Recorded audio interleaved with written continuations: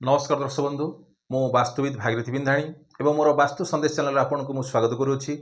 जो दर्शक बंधु मैंने मोर ए वास्तु संदेश चैनल देखुं लाइक शेयर और सब्सक्राइब करूँ जहाँफल मोर उत्साह उद्दीपना बढ़ी रस आपण सम्मुखें यहीपरि वास्तु और ज्योतिष संबंधी तथ्य किसी उपस्थापन करुवी।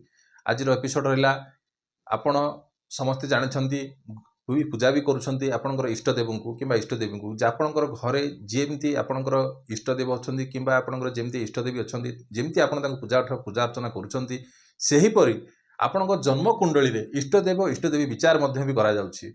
तो आपणकर एठु केमिति आपण जानिबे जन्म कुंडली रे आपण केउ देवी को पूजा अर्चना कले आपन को सुफल मिलिबो। जेमति आपणकर जेकोसी पूजा पाठ करूछन्ती आपणकर इष्टदेवी को निहाती आपण पूजा पाठ करूछन्ती। तो सेहीपरि आपण जन्म कुंडली रे से कि कौ देवता किंबा कौ देवी को आपण पूजा अर्चना कले सब सदा सर्वदा आपन को सुफल मिलिबो। आपण को कुंडली रे जहाँ भी किछि परेशानी थिबो से परेशान रो आपन को किछि मात्रा रे बा केतेकांश रे हा दूरीभूत हबो। तो आपन को से टॉपिक ऊपर आपन को आलोकपात करिवि।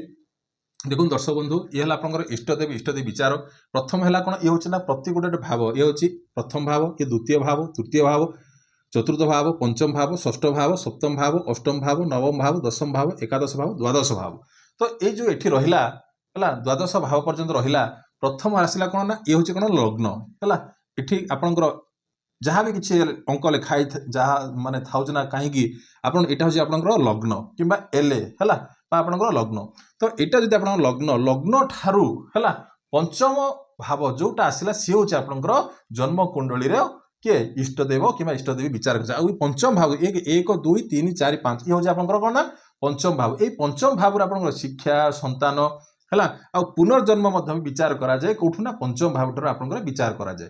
तो ये आप जा लग्न हिसाब से लग्न जब आप एक अच्छी एटा कौन आसला मेष लग्न। तो मेष लग्न एक दुई तीन चार पाँच ये आसो के पाँच आसो। तो ये आप किए आसला सिंह राशि आसला। तो सिंह राशि ग्रह स्वामी किए ना सूर्य है। तो जदि आप सूर्य को है रवि को आउ क्या गायत्री को जदि आप पूजा अर्चना करुँचे ताहले है प्रतिदिन कि जदि मंत्र आप जप करुँचे केतेकांश कौन बहुत अंश भी आप कौन ना ये कुंडली जहाँ भी किसी असुविधा थी जहाँ भी किसी परेशानी थी बहुत मात्रा रे दूरीभूत होता है। तो ये आपंकर मेष लग्न तापर जी आपंकर कौन ना वृष लग्न है।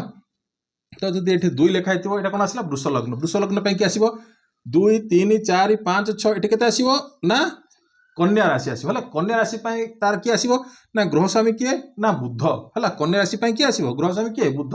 जदि आप इष्टदेवी किए ना गणेश है। जदि आप गणेश को पूजा अर्चना करुँच प्रतिदिन जदि आप गणेश को पूजा अर्चना करुँच ताहले बहुत सुफल मिलिबो। जहाँ भी किसी आप कुंडली रे जहाँ भी किसी परेशानी अच्छी ताहा बहुत अंश कौन फलप्रद हम है बुझीगला। जमती आप समस्त को सब देवादेवी पूजा अर्चना करुँच खाली आप गोटे देवी को जब आप धरी दियंती ताहले कुंडली सेट हो बुझिपार्छन्ति। बेसी देवादेवी आप तो हिंदू धर्म में 33 कोटी देवादेवी अच्छा। तो याक भितर आप क्यों देव को पूजा अर्चना कले आपको सुफल मिल कुंडली अनुसार बुझे। ये आप तीन रेखाई दिव है कौन आसो ना मिथुन लग्न आसो है। तो मिथुन आसला मिथुन कर्कट सिंह कन्या तुला है। ये आसो कौन ना 7 तुला राशि। तो तुला राशि ग्रह स्वामी किए ना शुक्र है।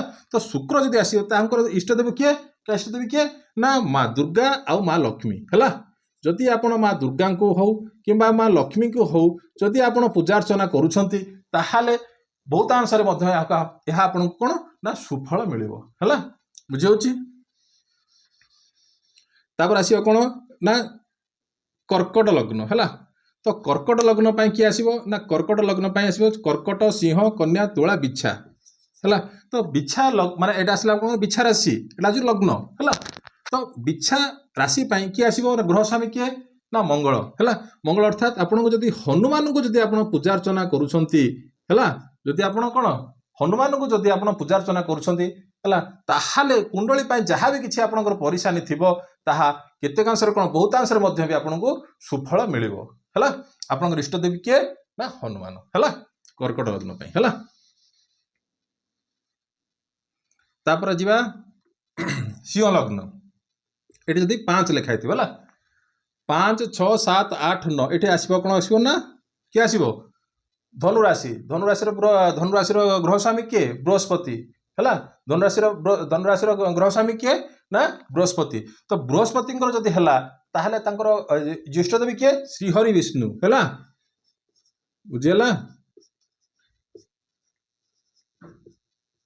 श्रीहरि विष्णु है जदि आप श्रीहरि विष्णु को जब पूजा अर्चना करती ताहले है यही सिंह लग्न कुंडली जहाँ भी किसी परिशानी थी केतेकांशरे कौन बहुतांशरे सुफल मिलिबो है जमती आप जन्मकुंड आपंकर जमी समस्त इष्टदेवी अच्छा जमी आप पूजा अर्चना कर प्रथम ब्राह्मण पचार आप इष्टदेवी किए है सेमती जन्मकुंडली ये रही आपंकर कौन इष्टदेव हो कि इष्ट देवी हो है 5 गला 6 आसो है 6 मान किए कन्या राशि कन्या लग्न है कन्या तुला बिछा धनु मकर है बुझिपारे मकर राशि आसला मकर राशि ग्रह स्वामी किए ना शनि है शनि जदि आसला ताले आपण क्यों इष्टदेव किए हो इष्टदेवी किए ना किए हनुमान आउ किए भैरव है हनुमान आउ किए ना भैरव यही दुईटा देव भितर जहाँ को आप बाछंतु है आउ पूजा अर्चना करंतु निश्चित रूपे आपणकर यही कन्या लग्न कुंडली सुफल मिलिबो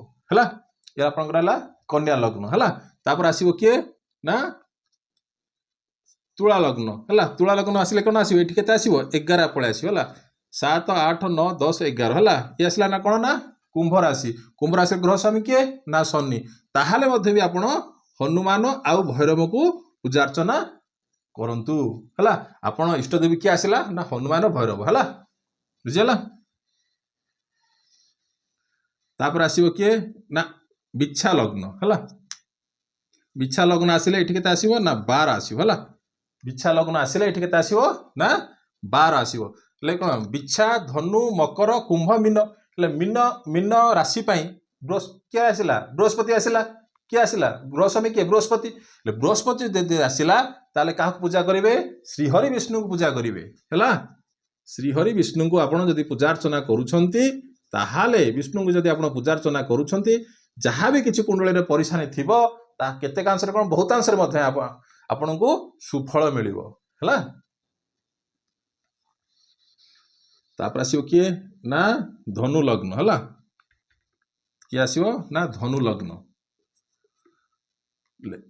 धनु मकर कुंभ मीन मेष है ये आसला कौन ना मेष राशि ग्रह स्वामी किए मंगल है तो मंगल जदि आसला क्या पूजा करेंगे ना हनुमान को जदि आप पूजा अर्चना करुछंती है ताहाले आउ हनुमान सहित क्या आउ थे ना सूर्य को है जदि ये दुईटा देव भितर जहाँ को आप पूजा कर पारती ये होती आपंकर कौन ना इष्टदेव कि इष्टदेवी जन्म कुंडली अनुसार है तापर आसवा कौन मकर लग्न है मकर कुंभ मीन मेष वृष है तो वृष जदि आसला वृष राशि ग्रह स्वामी किए शुक्र है तो शुक्र जदि आसला क्या पूजा करेंगे शुक्र जदि आसला क्या पूजा करेंगे माँ लक्ष्मी को पूजा करेंगे है बुझीगला मकर कुंभ मीन मेष वृष है बुझीपारे तो वृष जदि आसला ताहले आपण कौन करना माँ लक्ष्मी को आउ क्या ना दुर्गा भी आप पूजा अर्चना करेंगे है आपड़ ये दुई जन भितर क्या जन को बाछंतु एम होती आपंकर इष्टदेव हो कि इष्टदेवी हो है